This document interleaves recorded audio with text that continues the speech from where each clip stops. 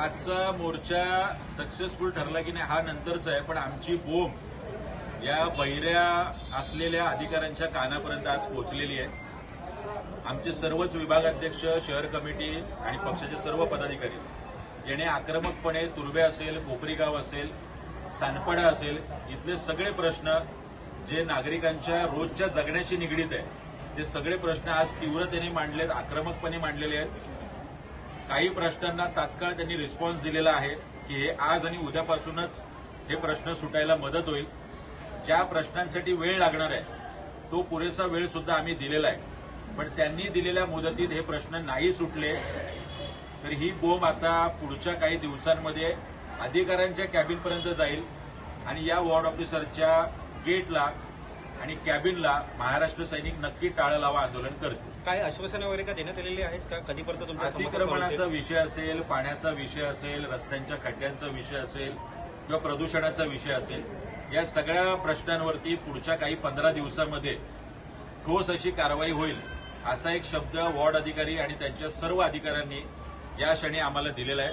जर हे नाहीच झालं तर महाराष्ट्रात नवी मुंबईतल्या सर्व 8 वॉर्ड ऑफिसवरती हिंसक आंदोलन जर झालं तर त्याला महापालिका अधिकारी आणि प्रशासन जबाबदार असेल. खरं तर नवी मुंबई आगामी पालिका निवडणुका देखील जवळ येत आहे, तयारी समजावी का मनसेची? हे बघा, मनसेची तयारी यांच्यासारखी नगरसेवक विकत घेणं आणि पदाधिकारी विकत घेणं असं नाही. आम्ही नागरिकांच्या प्रश्नासाठी सातत्याने 5ही वर्ष काम करतो. या 3-4 वर्षापूर्वी निवडणुका नव्हत्या, आम्ही सिडकोच्या घरांचा प्रश्न हातात घेतला होता आणि तो सोडवला.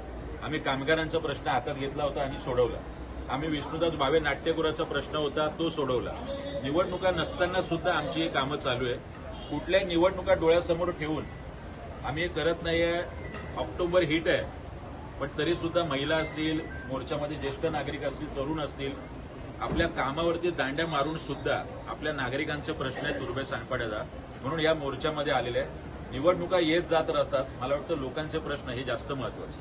देखील आपण असंख्य प्रश्न मार्गी लावण्याचं काम करता. या ठिकाणी पालकमंत्री देखील आहेत, आमदार देखील आहेत, त्यांना काही प्रश्न उपस्थित करा. बघा, आता हे सगळे आमदार, नगरसेवक यांचा लोकांच्या प्रश्नाशी आता कुठलाही संबंध राहिलेला नाही. हे नगरसेवक 111 नगरसेवक जे महापालिकेचे होते, जे आता माजी झालेत, पण ज्यांच्या गाड्यांवरचे बिल्ले मात्र अजून तेच आहेत की आम्ही नगरसेवक आहोत.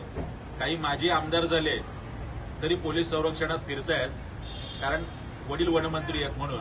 तर अशा पद्धतीचे हे माजी आमदार आणि माजी नगरसेवक यांचा कुठलाही नागरिकांशी संबंध न राहिल्यामुळे आता ही जबाबदारी आणि हा अंकुश ठेवणं महापालिकेवर, ही जबाबदारी महाराष्ट्र नवनिर्माण सेनेवर आलेली आहे. आणि सातत्याने अशा विविध प्रश्नांवरती आम्ही आंदोलनं करतोय आणि लोकांच्या प्रश्नासाठी भांडतोय. सर्वसामान्य नवी मुंबईकरांनी सुद्धा आता तुमचे प्रश्न मांडणारा कोण आणि तुमच्या प्रश्नांच्या संदर्भात आपल्या घरातल्या भावाला, पुतण्याला, काकाला, मामाला आणि मुलाला फक्त कंत्राटं घ्यायची, एवढंच काम इथल्या फक्त माजी नगरसेवकांचं राहिलं. युवकांनी कुठेतरी मराठी युवकांना नोकरीचा आमिष दाखवून पैशांची लूट केलेली आहे. नेमका हा काय प्रकार आहे आणि कशा प्रकारची तक्रार आपण केलेली आहे? ते महाराष्ट्राचा कौशल्य रोजगार विभाग आहे की ज्याच्या माध्यमातूनच खाजगी आस्थापना असतील किंवा शासकीय आस्थापना असतील यांच्याकडूनच या सगळ्या ठिकाणी नोकर भरती झाली पाहिजे. मला कळत नाही, ह्या नवी मुंबईमध्ये जे प्लेसमेंट नावाने बोगस भरती मुलांची करायची, त्यांच्याकडून रजिस्ट्रेशनसाठी पैसे घ्यायचे, कामाला लावतो म्हणून पैसे घ्यायचे, पण प्रत्यक्षात मुलांना कामाला लावलं जात नाही. असं गणचोलीमध्ये डीटेक नावाची एक कंपनी आहे, याचं पांडे दोघं बंधू आहेत. रोज 50-100 मुलांकडून 2-2, 5-5 हजार गोळा केले जातात. असं महिन्याला लाखो आणि वर्षाला करोडो रुपये गोळा होतात, पण या मुलांना कुठलीही नोकरी लागत नाही.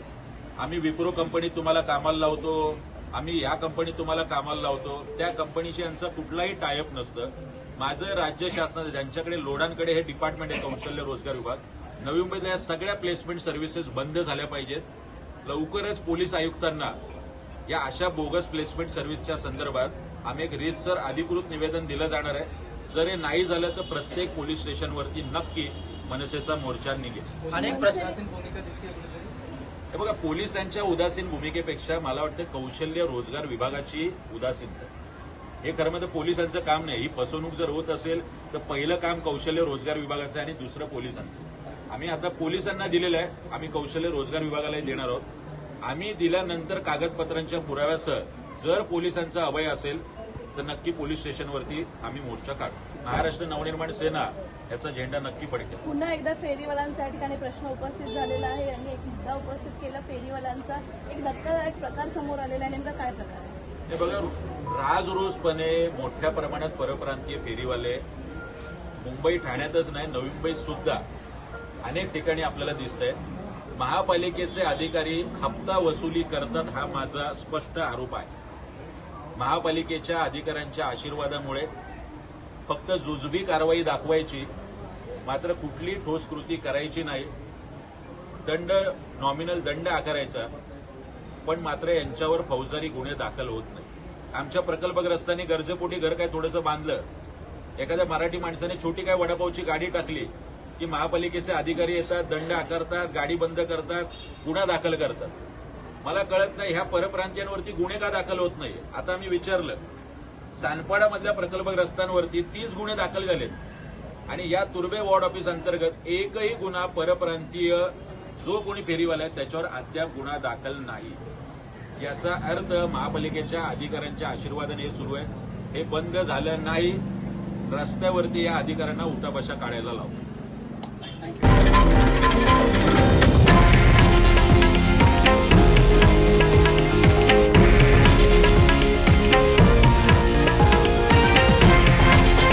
हे आहे देशातील नंबर 1 न्यूज नेटवर्क आणि आपण पाहत आहात TV9 मराठी, एकमेव.